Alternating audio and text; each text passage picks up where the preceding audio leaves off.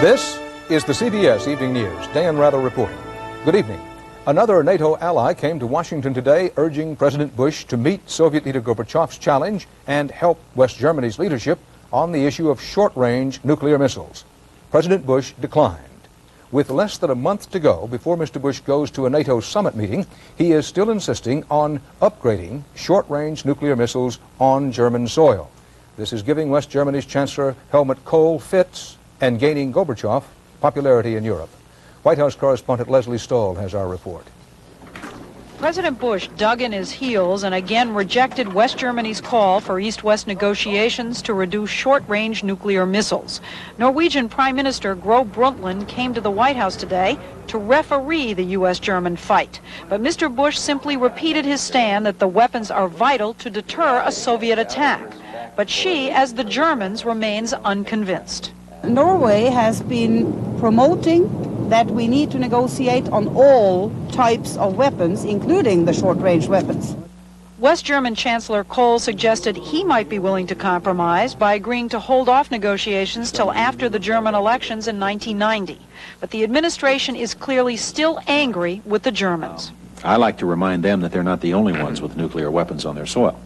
And the U.S. still insists it won't even discuss reducing the short-range missiles until the Soviets agree to give up their superiority in troops and tanks. We think it would be a mistake to engage in arms control negotiations on SNF. But Paul Nitze, who was President Reagan's top arms control negotiator, strongly criticizes Mr. Bush's unbending position. He says talks would be in the security interest of the West. The Soviets have many more than we do.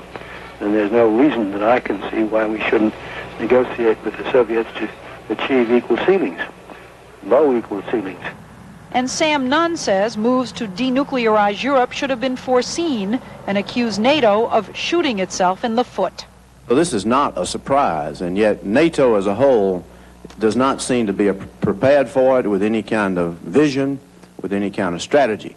White House officials believe the Germans are testing George Bush to see how far they can push him. Patching things up with the Kohl government is a major goal here, but even more important is showing the world that the president can't be pushed any further.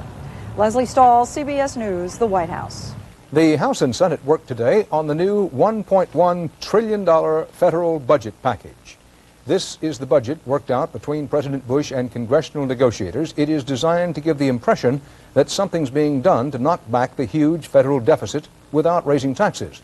But even supporters of this new budget admit it has little to do with economic reality.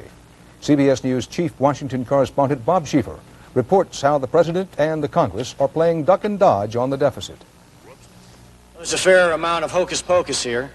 Numbers that don't count. As debate got serious today on the budget, even many of those involved conceded it was just a holding action, a way to let the president keep his promise of no new taxes, but one which postpones the hard choices on reducing the deficit. I think that this year we'll dance to the tune of the president, but I have to recognize that next year it's going to be one bumpy ride. We've got to fasten our seatbelts. To meet the limit allowed on deficit spending this year alone, Congress must still find an additional $5.3 billion in revenue.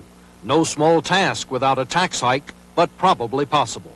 It would be some combination of extending existing taxes or taking some loopholes that exist and taking them out of the tax code. The hard part comes next year when there will be fewer loopholes to close, but with interest payments on the deficit gobbling up more and more government revenue, experts agree the danger to the economy is growing. It may not be like a heart attack, but it could be like a very serious anemia. Adding to the worry, the government's top auditor says that without bookkeeping sleight of hand on such things as the Social Security Trust Fund, the deficit would be twice as large as generally acknowledged. The real size of the deficit, if you take away the trust funds especially and count everything, it's somewhere well over $200 billion, might even be closer to $250 billion.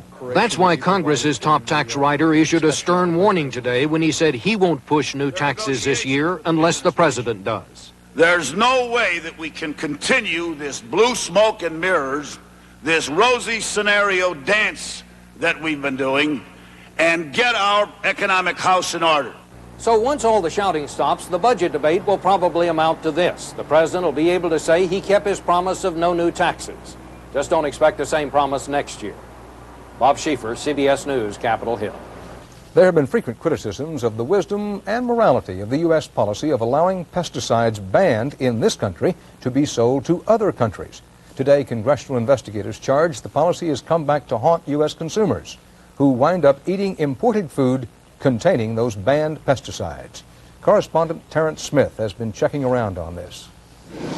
Global pesticide use has doubled over the last 10 years into a $17 billion industry, and U.S. companies have cashed in on the boom. Each year, tons of highly toxic products that have been banned in this country for health reasons are shipped abroad legally. Now, Americans are getting caught in what experts call a circle of poison. Today, the General Accounting Office charged that the Environmental Protection Agency has failed to police up to 90% of those pesticide exports and to warn other countries of the danger. Foreign governments have been kept in the dark.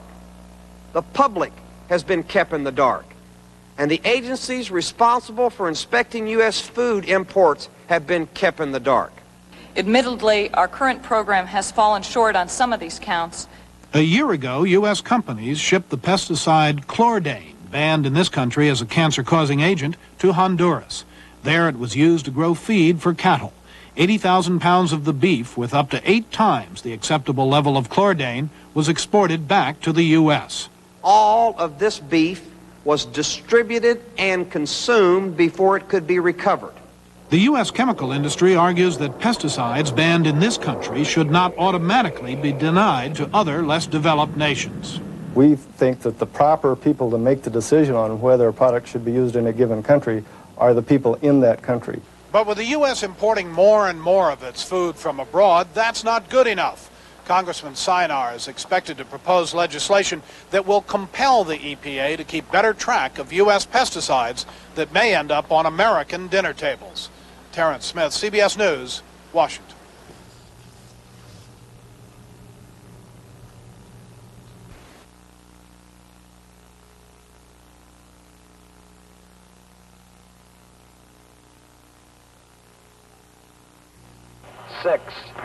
Take your favorite flavor of ice cream and add the nutty, crunchy taste of Post Grape Nuts, the cereal with oomph. 1, 0, liftoff. And send your taste buds into orbit. Oomph it up with Grape Nuts. This is smooth, creamy yogurt. And this is how your taste buds see it. Add the nutty, crunchy taste of Post Grape Nuts, the cereal with oomph, and send your taste buds on a wild adventure. Oomph it up with Grape Nuts. I'm a high school teacher and a football coach, and from that stress I get headaches. I started developing stomach problems and went to the doctor. I found out that I had an ulcer. At that time I was taking aspirin, not Tylenol. The doctor said that I could aggravate the ulcer by continuing to take the aspirin. So I asked him what I should do, and he suggested that I take Tylenol. Mark Cunningham trusts Tylenol. Its pain reliever is in a class by itself. Since I've taken the Tylenol, I've had no problems whatsoever. Hot coffee? No problem for my dentures. Heat-resistant Fix-A-Dent spreads evenly to keep on fixing loose spots, no matter how often it gets hot. I can drink hot coffee all day and still help a lady. Fix-A-Dent, and forget it.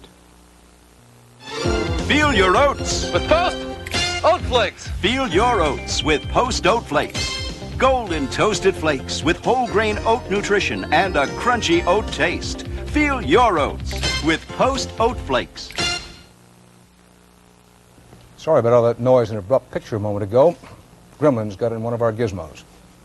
Doctors in New York said today the young jogger who was beaten and raped by a gang in Central Park 2 weeks ago has awakened from her coma. Doctors said the 28-year-old woman spoke in whispers to relatives and staff members, raised 2 fingers when asked, and read large signs. Physicians say it will take months to determine the full extent of brain damage she suffered. 6 teenagers have been indicted on charges of attempted murder, rape, and other counts in that case. A House subcommittee tomorrow will be fine-tuning a bill that would ban importing assault weapons. That's just one of 19 pieces of legislation regarding guns introduced in the current session of the U.S. Congress. And gun law proposals also are up before city councils and state legislatures all around the country. Why now? Gary Reeves looks behind the battle lines. It is a debate that is ricocheting across Middle America, from places like Ohio. The potentially devastating effect of such weapons in any urban setting is horrifying. To Georgia. People who are buying these weapons are members of gangs, are members of domestic terrorist groups, are drug dealers. To quiet cities like Des Moines. I am tired, and I'm sure my fellow sportsmen are, of being held responsible for murderers and drug addicts. I did not kill anybody, and I should not be punished for it. In dozens of cities and in state legislatures nationwide, gun control advocates are on the offensive. They are pushing to ban or at least control semi-automatic assault-type weapons, and they are taking their battle to places where gun ownership never has been seriously challenged. The timing seems to be right for the gun control advocates to marshal their cause and to get people to come on board for gun control. The push began with a Stockton, California shooting in January. The impact has already been felt. The state legislature is nearing final action on banning assault rifles there. But in Cincinnati yesterday, it was the pro-gun lobby that packed 1,000 people into a public hearing on a plan to outlaw semi-automatics. The debate was fiery, though predictable. When they take my guns, they'll take my Bible, then we'll have a communist government, not an American government. In spite of their protests, the ban is expected to pass. And even though President Bush has temporarily banned the import of assault rifles pending further study, national gun rights leaders believe the Constitution and the majority are on their side. 20 to 30 million people own semi-automatic rifles, and banning them is going to have absolutely no impact on crime.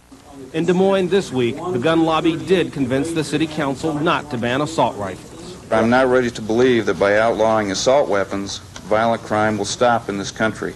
Still, gun control advocates believe public opinion, momentum, and events are on their side. They don't think they have much time. They believe another senseless shooting is inevitable. Gary Reeves, CBS News, Chicago. In the nation fusillade of new gun law proposals, one community in Maine has looked to the 19th century for help in dealing with threats of 20th century violence. Scott Pelley tells us about that. Crime seems far from Portland, Maine, where men work the sea and families walk the streets without fear. But today, beyond the old traditions, the city is growing, and Portland's new police chief believes it is time for gun control. We're seeing an increase of persons in possessions of weapons, firearms, handguns, automatic weapons, rifles, and these are dope dealers. But Maine's powerful gun enthusiasts are unhappy with new regulations imposed in Portland. The criminal's not going to go in and have his fingerprints taken. He's not going to go in and apply for a concealed weapons permit. Even in Maine cities, gun ownership is revered as a tradition. Just 2 years ago, there was an amendment to the state constitution that said the right to bear arms shall never be questioned. Voters approved that amendment by a margin of more than 2 to 1. But late last year, Portland went back to the history books and resurrected a 19th century ban on carrying weapons after dark. I have a concealed weapons permit, and I assure the city of Portland I pose them no threat. The state legislature is considering a bill to lift Portland's restrictions. The police chief, perhaps the short time that he has been in Maine, doesn't understand Maine, and for that matter, the crime problem we have in this state. Chitwood was a Philadelphia detective. His experiences there make him fear the spread of violence. That's what America is about today. Guns and violence. That's what America's about? That's what America is about today. 18,000 people, over 18,000 people killed last year. The legislature is expected to strike down the gun regulations. Despite warnings, most residents here believe violence is still far from their shores. Scott Pelley, CBS News, Portland, Maine. The captain of the Exxon Valdez tanker voluntarily surrendered to Alaskan authorities today to face charges he was drunk the night the tanker ran aground and caused the biggest oil spill in U.S. history. 42-year-old Joseph Hazelwood returned from New York. He made his appearance as authorities reported increasing damage from the oil slick. Clouds and storms could force yet another delay in tomorrow's rescheduled launch of Space Shuttle Atlantis. NASA officials say there's now a 40% chance that weather conditions will not be acceptable. The 6th annual report on education in America is out tonight. The Education Department says by almost every measure, there has been no improvement for the third consecutive year. The national high school graduation rate declined to 71.1%. College entrance exams fell in half the states.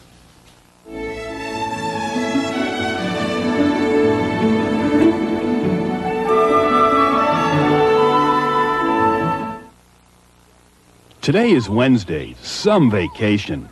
Monday, I strained my back. Glad I had aspirin.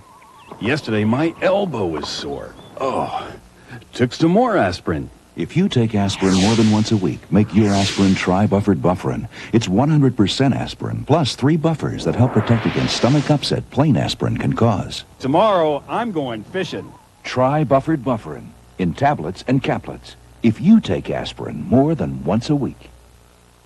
Imagine it's lunchtime. That's time for a change of pace at Red Lobster. We'll make your mouth water. With luscious lunch specials, many under $4.99. Make your heart melt. And served in 15 minutes guaranteed, or it's free. Make you flip with every dip, feel like you've never felt. So much that's delicious. Seafood pasta, or today's fresh catch at Red Lobster. Imagine it for lunch tomorrow. Try our lunch shrimp trio, just $4.95.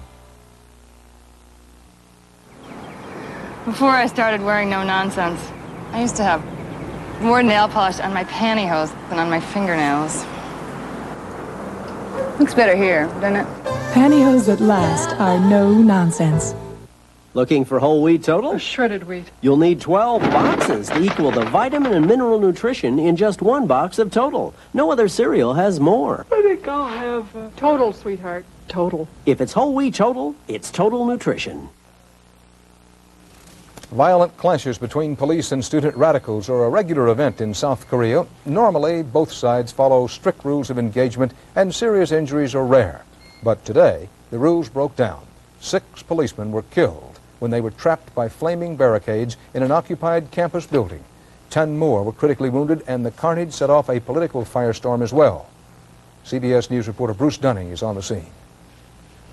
10 young men are fighting for their lives, seared in flames set off by radical students. Their colleagues who died in the fire, mourned now by families and friends, and by a shocked government that rushed its prime minister to pay homage. The horror was etched in survivors' faces. Just before dawn, this riot control squad stormed the university library in Busan, where student radicals held 5 policemen hostage. As the riot squad closed in, the radicals took their hostages to the roof and torched barricades soaked in paint thinner. So fierce were the flames, they melted policemen's helmets. Later, more than 80 young radicals were arrested after freeing their hostages. For President Roh, this provides an example of the violent revolutionary threat he's been warning Koreans about. And on national television, Roh warned he might have to impose emergency measures if violence continues to threaten Korea's young democracy. Opposition leaders joined the president in denouncing the violence, and this tragedy already seems to be inspiring a broader consensus for tougher measures against the radicals. Most Koreans are tired of violence, like the street battle yesterday that led to this fiery tragedy.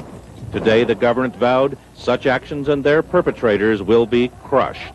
Bruce Dunning, CBS News, Seoul.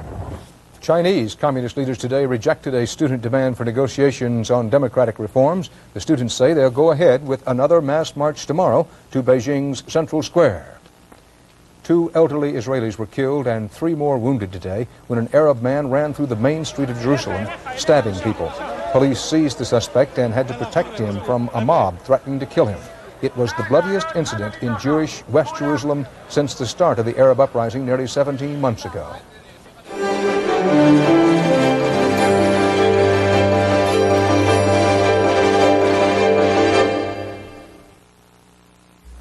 You've just been caught knocking off the Kellogg's Cracklin' Oat Bran. What's the most intelligent way to respond? Did you eat all the Cracklin' Oat Bran? Define the word eat. Did you eat all the Cracklin' Oat Bran? Yeah. Did you eat all the Cracklin' Oat Bran? Yo, Mom, your shoelace. With the crunchy sweet taste of Kellogg's Cracklin' Oat Bran, an open box is an empty box. Have fun. and enjoying yourself. That's what life is all about. And it's easy when you have the best bladder control protection. Depend Undergarments has special layers of absorbency that won't bunch or sag, and elastic legs for a better fit. They're the best protection and the best way for you to get back into life. Hey!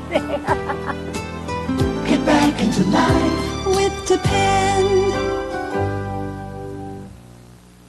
Why waste time with slow-working oven cleaners? Make it easy on yourself. Original heavy-duty Easy Off oven cleaner works up to 40% faster than those other brands.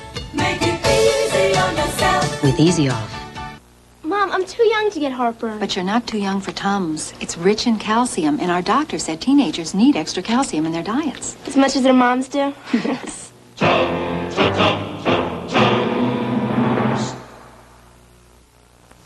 A federal appeals court in San Francisco ruled today the United States military may not bar re-enlistment of a soldier who told superiors of his homosexuality when he first joined up 14 years ago.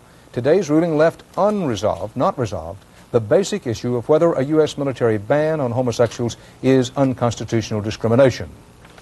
No decision today from the jury in the Oliver North criminal trial. Tomorrow, day 12 of trying to reach a verdict. To try to nudge the jury along, the judge has ordered shorter lunch hours, longer deliberating. CBS News law correspondent Rita Braver is among those at the courthouse waiting for a verdict. And waiting, and waiting.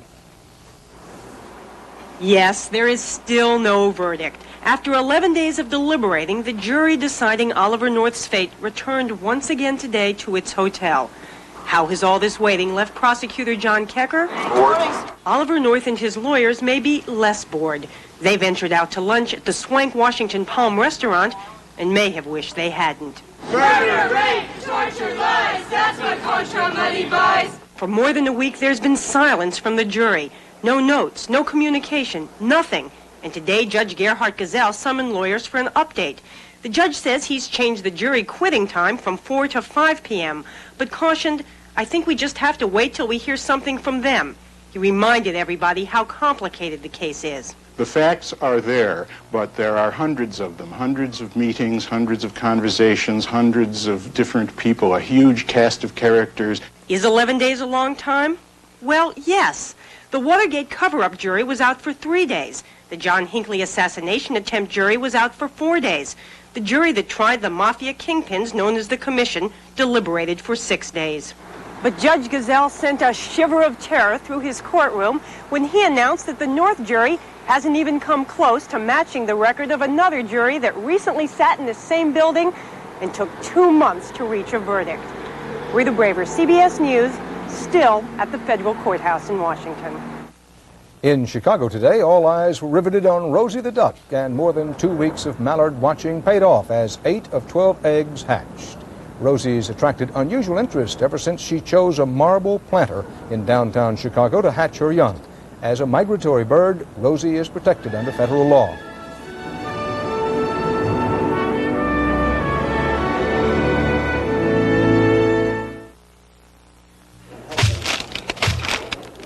Hey, Tippett, whatever it was, it's dead. Very funny, Flutie. I always do this to my shredded wheat. Didn't your mother tell you not to play with your food? I learned this from my mother. I knew that. I did. Nabisco shredded wheat is great no matter how you eat it because it's nutritious whole wheat with no added sugar or salt. Hey, Flutie, you better try spoon-sized shredded wheat. I wouldn't want you to strain yourself.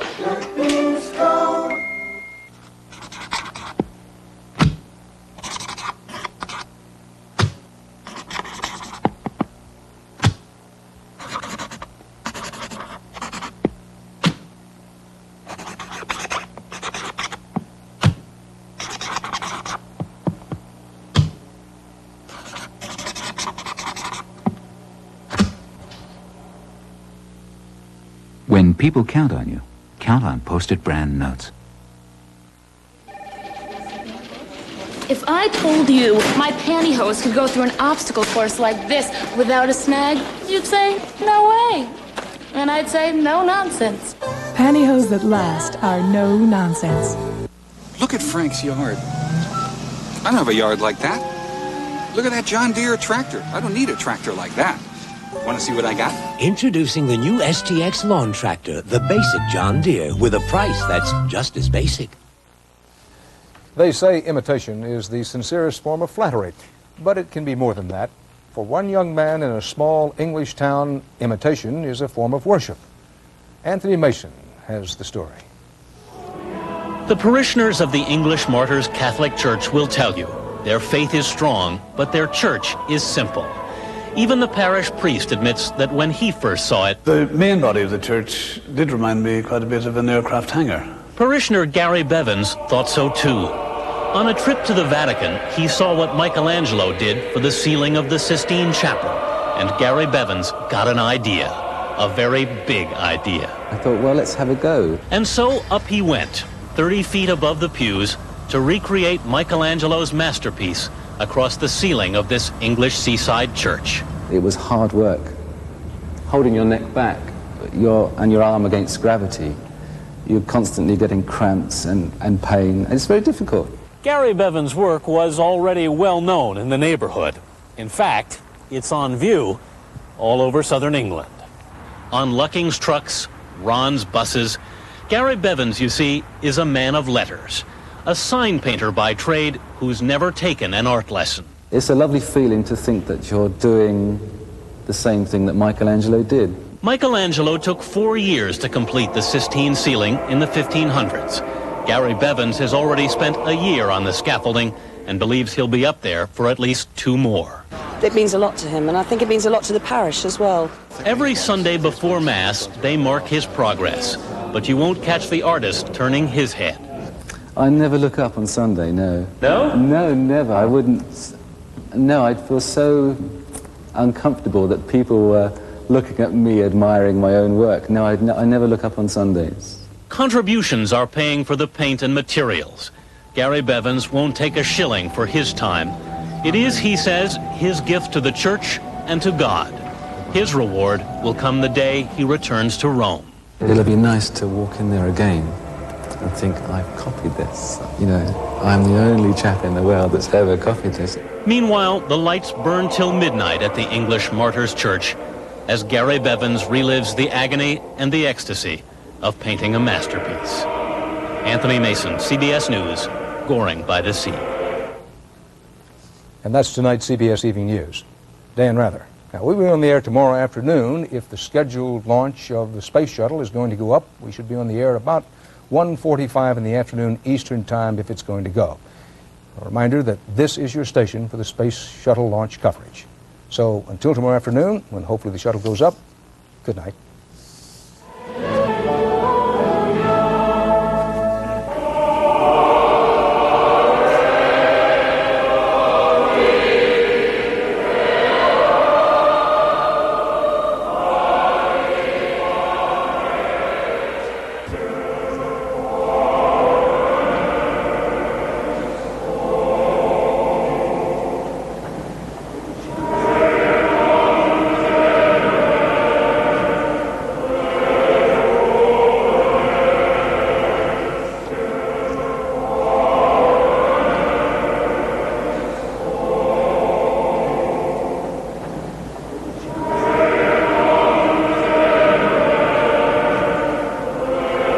I'm Harry Smith. And I'm Kathleen Sullivan. Tomorrow, the impact of Margaret Thatcher. She is celebrating her 10th year as Prime Minister. Also, Robert Conrad on CBS This Morning.